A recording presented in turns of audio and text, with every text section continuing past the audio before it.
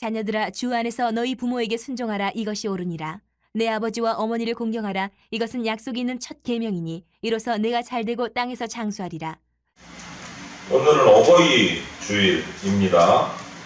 우리가 부모님의 은혜를 언제나 잊을 수 있겠습니까만은 이 어버이 주일을 맞이하면서 우리가 마음속 깊이 다시 한번 생각하면서 교도를 하시고 또 그로 말미암아 하나님께서 약속하신 하늘의 신령한 복과 이 땅의 기름진 축복을 충만하게 받는 성도들이 되시기를 주님의 이름으로 축원을 드립니다.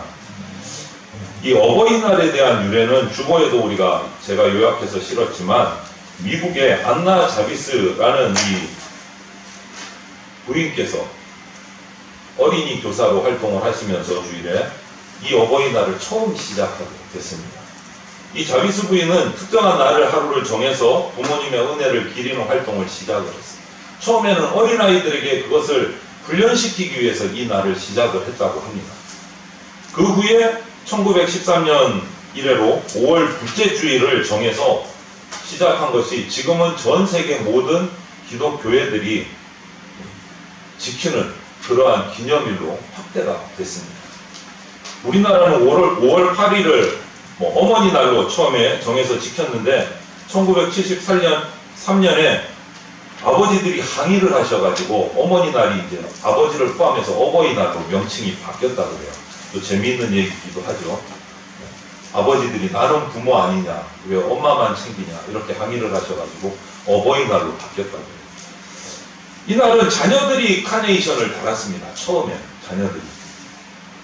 부모님이 살아계신 자녀들은 이 붉은 카네이션을 달고 부모님들이 이제 돌아가신 자녀들은 흰색 카네이션을 처음에 달고 이렇게 어버이날을 지켰다고 하는데 이제는 그것이 흘러오면서 세월이 지나면서 부모님께 카네이션을 달아드리는 것으로 이렇게 변화가 됐다고 해요.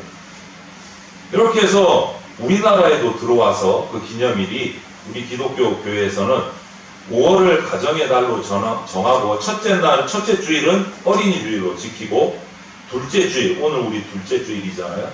그리고 또 어버이날도 다 겹쳤어요. 5월 8일 오늘. 이 둘째 주일은 어버이 주일로 지키게 됐습니다. 역사적으로. 이 세상에 수십만 마디의 말과 여러 가지 아름다운 단어들이 다 있지만 그 중에 많은 시인들이 가장 고상한 단어, 가장 소중한 단어로 뽑은 것이 1등이 어머니와 아버지예요. 그것은 이 세상에 이 부모님의 사랑보다 더 크고 귀한 사랑이 없기 때문에. 자식들을 위해서라면 정말 천리길도 마다하지 않고 달려가시고 또 자식들을 위해서라면 손과 발이 다닳도록 애를 쓰시고 당신의 몸을 아끼지 않으시는 분이 부모님이고 그분의 사랑이에요. 이처럼 낳아주시고 길러주신 부모님의 은혜를 우리가 비교할 수 있는 데가 없는 거예요. 이 뜻의 은혜. 부모님의 은혜는 하늘 아래 더 큰 것이 없습니다. 더 큰 것이 없습니다. 바로 하나님의 은혜, 하나님의 사랑, 그 다음으로 부모님의 은혜가 크다라고 우리는 말할 수 있는 거예요. 이처럼 부모님의 은혜, 사랑을 평생 갚아도 사실 어떻게 갚겠습니까마는 그래서 항상 빚지고 사는 마음으로 부모님 앞에서 살아가는 것이 우리 자식들인데 그런데 요즘에 와서 부모님의 은혜를 알지 못하는 배은망덕한 인생들이 나타난다는 거죠. 뉴스에 들먹들먹 할 정도로. 정말 안타깝고 마음이 아픈 일이고 통탄한 일입니다. 부모님 없이 이 땅에 태어날 수가 없는데 부모님 없이 지금까지 우리가 살아올 수가 없는데 어떻게 그런 일이 일어나는지. 성경에는 이렇게 말합니다. 출애굽기 21장 15절에 자기 아버지나 어머니를 치는 자는 반드시 죽일지니라. 레위기 20장 9절에는 만일 누구든지 자기의 아버지나 어머니를 저주하는 자는 반드시 죽일지니 그가 자기의 아버지나 어머니를 저주하였은즉 그의 피가 자기에게로 돌아가리라. 또 잠언 30장 17절에 보면 아비를 조롱하고 어미 순종하기를 싫어하는 자의 눈은 골짜기에 까마귀에게 쪼이고 독수리 새끼에게 먹히리라. 이렇게 말씀하고 있습니다. 여러분 세중에 까치를 우리나라 사람들은 길조라고 해요. 길조 까치를. 그래서 아침에 까치가 울면 오늘은 좋은 일이 생기려나 이렇게 생각하기도 하고 반가운 손님이 찾아오는가 보다 이렇게 생각하기도 합니다. 반대로 까마귀는 흉조라고들 말을 해요. 그래서 까마귀 울음소리는 어쩐지 좀 음산한 것 같고 어쩐지 좀 기분이 찝찝한 것 같고 까마귀 울음소리를 들으면 길 가다가 까마귀가 있으면 괜히 피해가고 이런 일들이 있는데 사실 그 새를 연구하는 분들의 말에 의하면 까마귀가 자기 어미새에게 가장 효도를 잘하는 새라고 그래요. 새를 연구한 박사님들에게. 그래서 까마귀는 어미새가 나이가 들어서 잘 날지 못하고 털이 빠지고 움직임이 힘들어지면 어미새에게 먹을 것을 갖다 준다고 해요. 까마귀가. 그리고 정이 힘들면 등에 업고 다니기까지 한다고 해요. 까마귀가.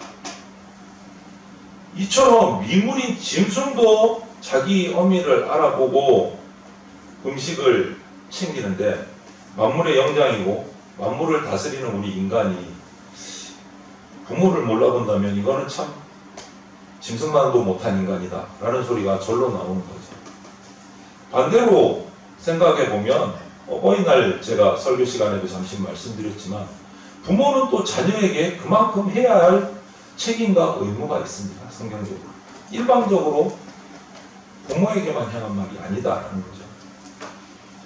이처럼 부모님의 은혜는 아무리 갚아도 갚을 수가 없는 거예요. 그래서 우리는 하나님 말씀 가운데 오늘 효도하는 방법이 성경적인 효도가 뭔가를 살펴보고 그 부모님의 은혜에 만분의 1이라도 우리가 보답할 수 있는 길을 찾아야 되겠다라는 겁니다. 먼저 성경의 10계명을 보면 10가지 계명 중에 1계명부터 4계명까지는 인간이 하나님께 해야 할 계명이에요. 그 뒤에 5계명부터 10계명까지의 내용을 보면 인간과 인간 사이에 행해야 할 계명인데 그 5계명에서 10계명, 인간과 인간과의 계명 중에 첫 계명인 5계명이 바로 내 부모를 공경하라. 내 부모를 공경하라. 하나님에 대한 계명을 지키고 그 다음 처음 맞이하는 계명이 내 부모를 공경하라. 내 부모를.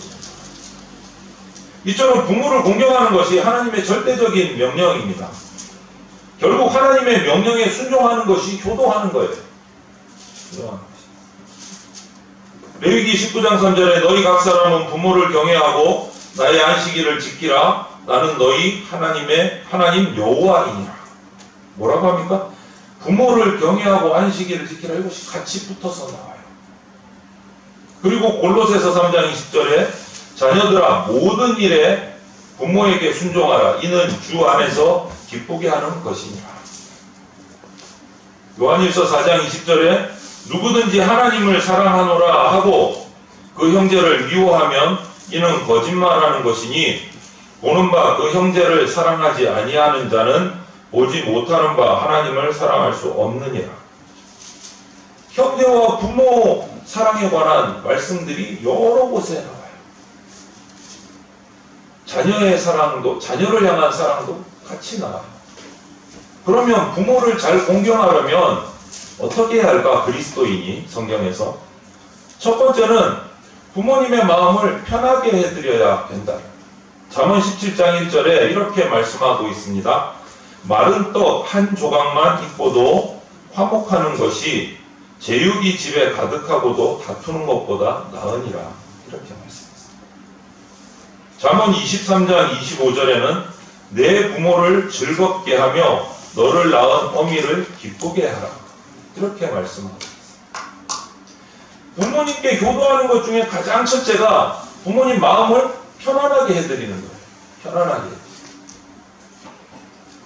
부모님도 역시 사람인지라 때로는 실수하실 때도 있습니다. 허물도 있을 수 있습니다. 그러니 진짜 효도는 그런 부모님의 실수를 이해하고 허물을 덮어드리는 거예요. 그리고 자기 생각, 자기 기준으로 판단하는 것이 아니고 부모님의 입장에서 생각하고 평생을 살아오신 부모님의 그 문화가 있는데 그것을 조금이라도 이해하려고 애쓰는 것이 자녀가 효도하는 거다. 자녀가. 어쩔 수 없이 세대 차이는 나지 않습니까?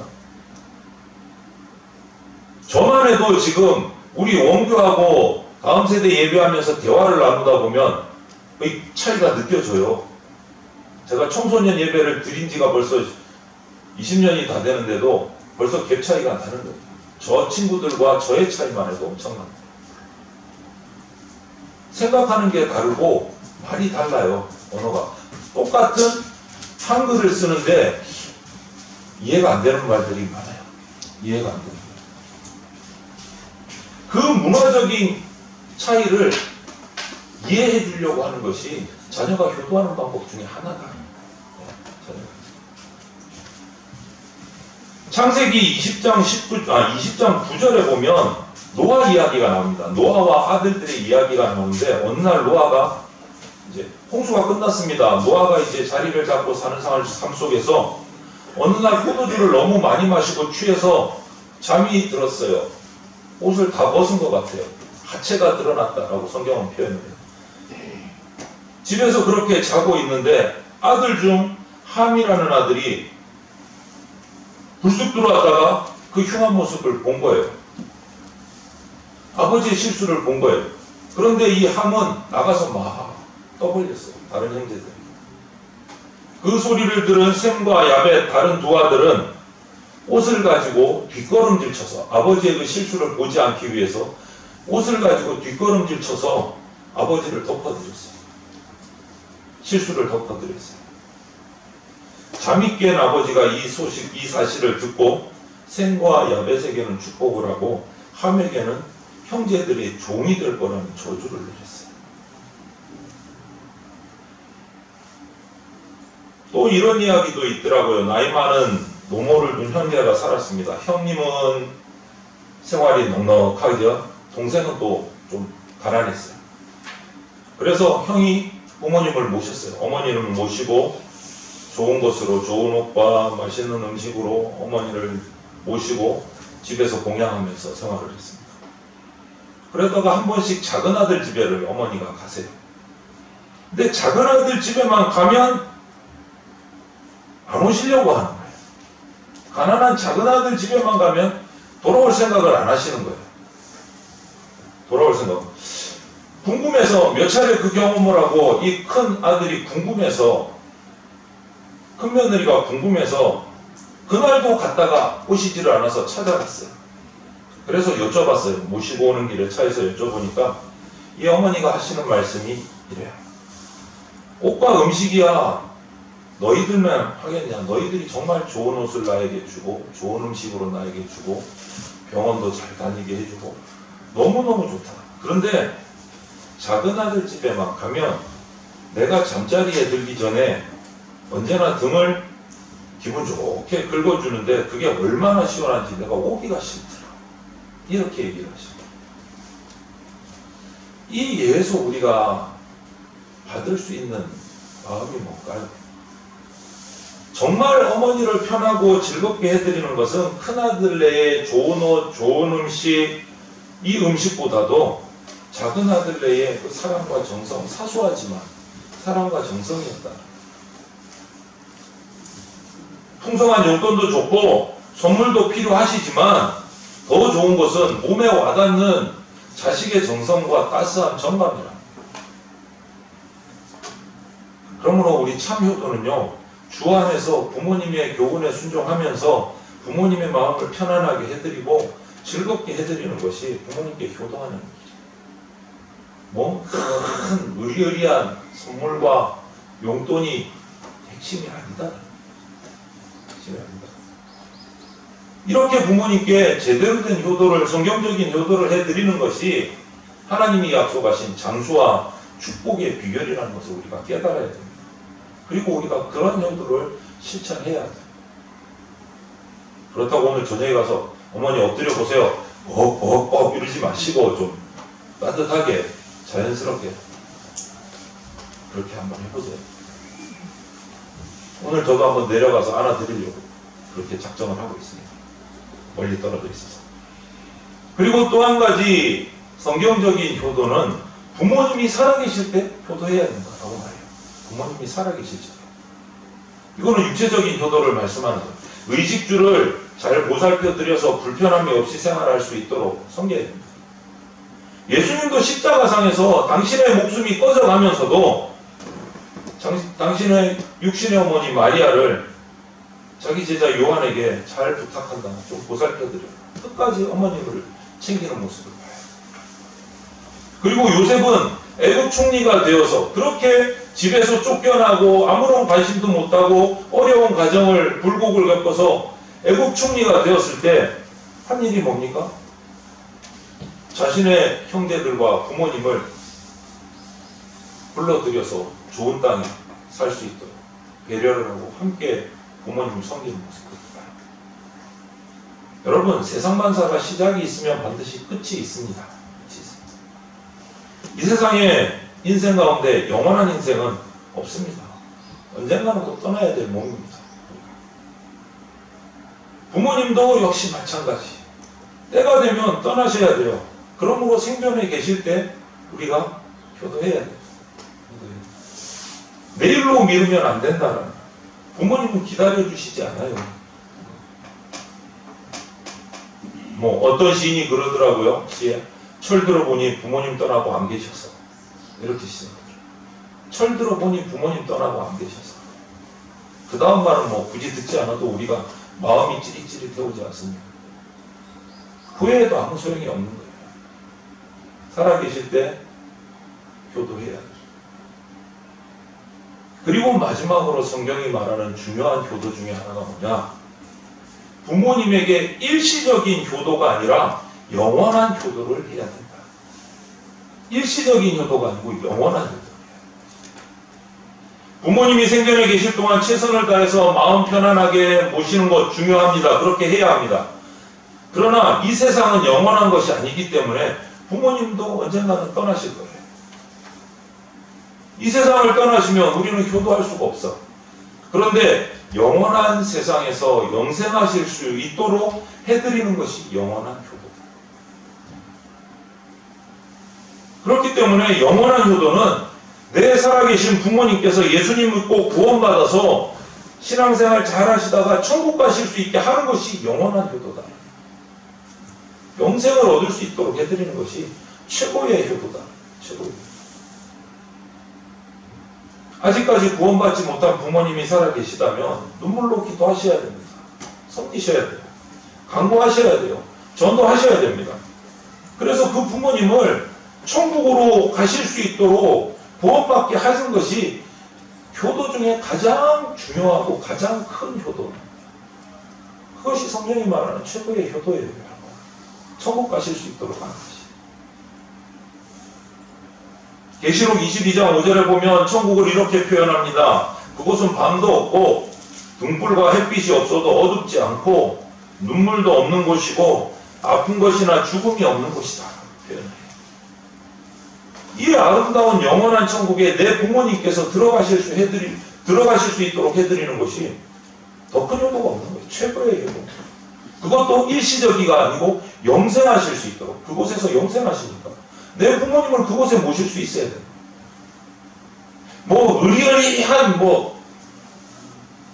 무덤에 비석에 산 하나를 통째로 사서 거기를 무덤으로 만들어서 그게 효도가 아니라는 거예요, 여러분. 부모님의 영혼이 육체는 썩어 없어질지라도 부모님의 영혼이 구원받아서 영원한 천국에서 하나님과 함께 영생하실 수 있도록 하는 것이 최고의 효도라는 거예요, 여러분. 의리의리한 무덤이 효도가 아니다라는 거예요. 그런데 한 가지 문제가 있죠. 정 목사님, 그러면 우리 어머니 아버지 다 소천하시는 마음이 아프죠. 구원받고 소천하셨으면 너무 감사한 거고 지금 천국에 계실 테니까 더 이상의 효도가 없는 거고. 그럼에도 불구하고 우리의 안타까운 모습들이 있잖아요. 부모님께서 구원받지 못하고 예수님을 알지 못하고 돌아가신 분이 계세요. 마음이 아파요. 그분들이 생전에 예수님 믿으셨다면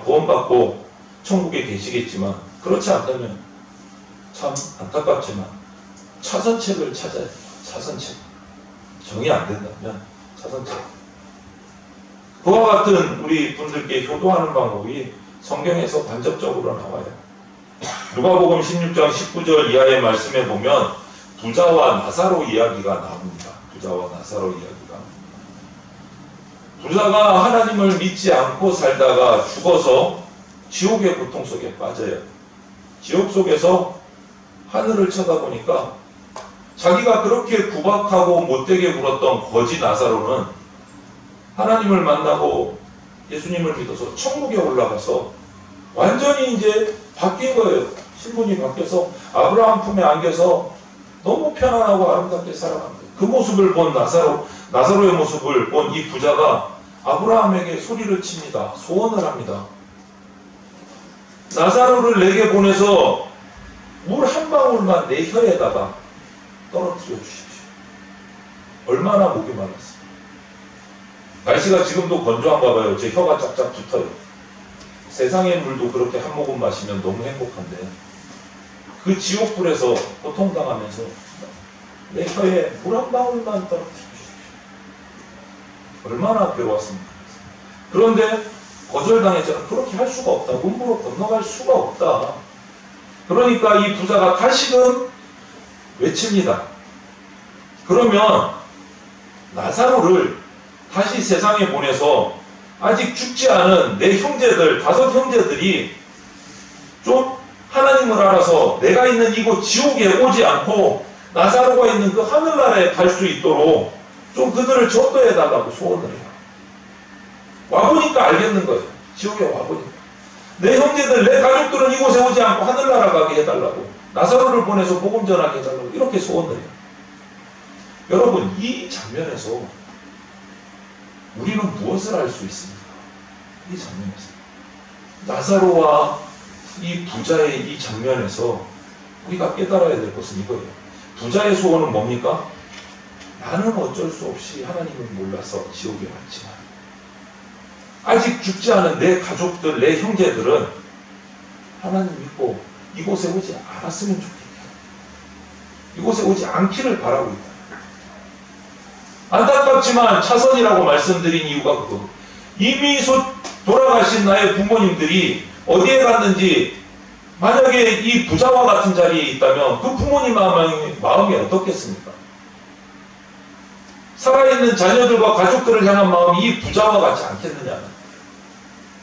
저들이 제발 하나님 믿고 이곳에 오지 않았으면 좋겠다 하는 것이 부모님의 마음이 아니겠냐. 마음 아픈 년들 모습이죠. 그런 부모님께 효도하는 방법은 뭘까요, 여러분? 내가 예수님 잘 믿고 신앙생활 잘해서 지옥으로 가지 않고 천국으로 가는 게 부모님의 소원이에요. 그 소원을 들어드리는 게 또 효도가 되는 거예요. 그 효도가 되는 거예요. 부자의 마음을 보십시오. 나는 이미 어쩔 수 없고 살아있는 내 형제들, 내 가족들은 나사로를 보내서 좀 하늘나라 가게 해주십시오. 그 마음을 우리가 알아야 됩니다. 그러려면 그런 이미 먼저 돌아가신 부모님께 효도하는 길은 이건 거예요. 내가 지금 신앙생활 열심히 잘할까. 그래서 천국 갈 수 있는 자가 되는 거예요. 구원받는 자가 되는 거예요. 그게 효도하는 길이에요. 그게 효도하는 길. 오늘 어버이주일을 맞이해서 다시 한 번 더 부모님의 은혜에 감사하고 보답하는 여러분들이 되시기를 바랍니다. 네. 우리 부모님들은 우리에게 좋은 옷, 좋은 것 해주시려고 추위에 떨었고 힘든 삶을 살아오셨어요. 허리띠를 졸라 매셨어요. 그 은혜를 깨닫지 못한다면 우리가 어떻게 사람이라고 말할 수 있어요? 특히 우리가 어떻게 그리스도인이라고 말할 수 있어요? 여러 말씀들을 읽으면서 오늘 본인의 효도에 관해서 우리가 말씀을 나눴습니다. 이 말씀들을 기억하시면서 먼저 할 것은 부모님이 살아계시다면 마음과 정성을 다해서 섬기셔야 돼요. 또 영원한 천국까지 들어가실 수 있도록 복음을 전하고 인도하셔야 돼요. 마음 아프지만 이미 떠나셨다면 떠나 계신 그 부모님의 마음을 헤아려서 내가 지금 하나님 앞에서 정말 구원받은 자로 신앙생활 열심히 해서 천국 가는 자식이 되는 것이 돌아가신 부모님을 향한 또 효도가 된다라는 것을 기억을 하시고, 그렇게 효도하셔서 영원한 효도를 하셔서 하늘의 신령한 복과 땅의 기름진 복과 건강의 축복과 자손 천대까지 복을 받아 누리는 복된 주의 백성들이 다 되시기를 주님의 이름으로 축원을 드립니다. 아멘. 함께 기도드리겠습니다. 사랑이 많으신 하나님, 감사합니다. 우리에게 정말 소중한 부모를 주셔서 이 땅에 태어나게 하시고 성장하게 하시고 이 땅을 살아가는 주의 귀한 존재로 세워주시며 감사를 드립니다. 나의 육신의 부모님들을 잊지 않고 그 은혜에 항상 감격하며 보답하는 자녀의 삶을 우리가 살아갈 수 있도록 하여 주시옵소서.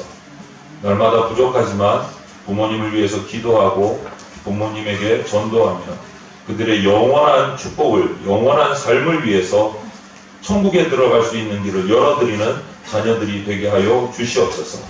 나 역시도 충실하게 주님을 믿는 자로 구원받은 자로 살아서 천국에 들어감으로 부모님의 마음을 흡족하게 해드리는 교도를 이루어내게 하여 주시옵소서.